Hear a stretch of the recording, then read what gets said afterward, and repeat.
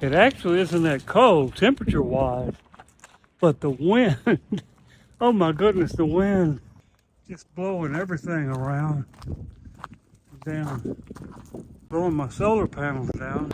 That's not unusual for this part of the country for a quartzsite. I've seen it wind so windy that I'm surprised that some of the solar panels stayed on the RVs. This gentleman took his solar panels down yesterday.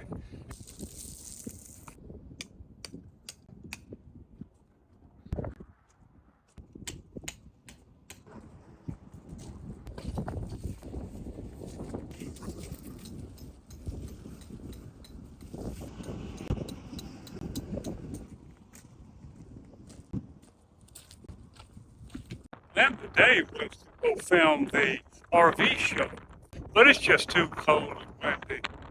So come with me inside. I got a little something I want to tell you anyway. I'd like to hear it. So come on, we'll do something, even if it's wrong.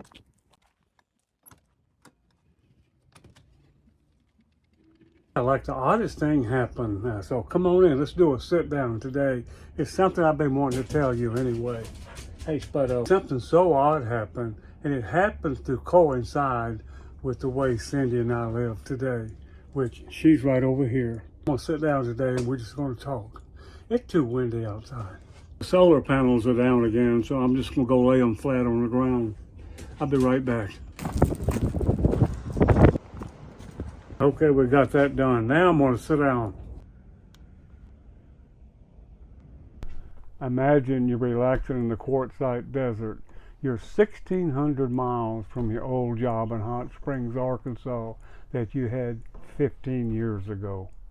Been a full-time RVer for 7 years. Stayed at hundreds of RV parks, met thousands of people, and then this happens.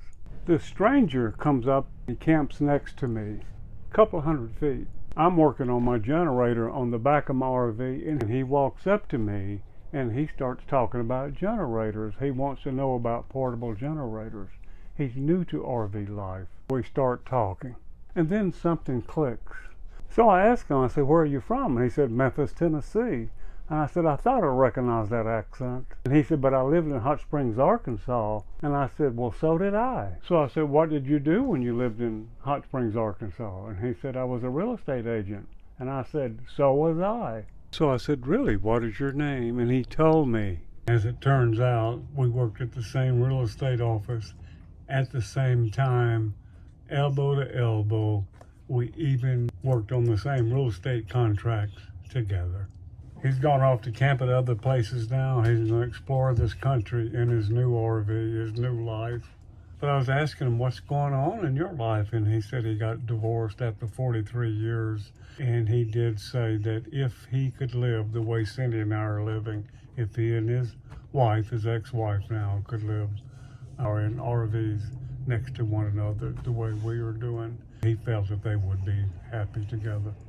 And so that brings me to Cindy and I getting together after being separated, being apart, 1,300 miles apart from one another. We now camping together. And I say it really is good. It was good to get away from one another, and I think we see things a lot differently now. And we're really going to enjoy being next to one another, camping next to one another.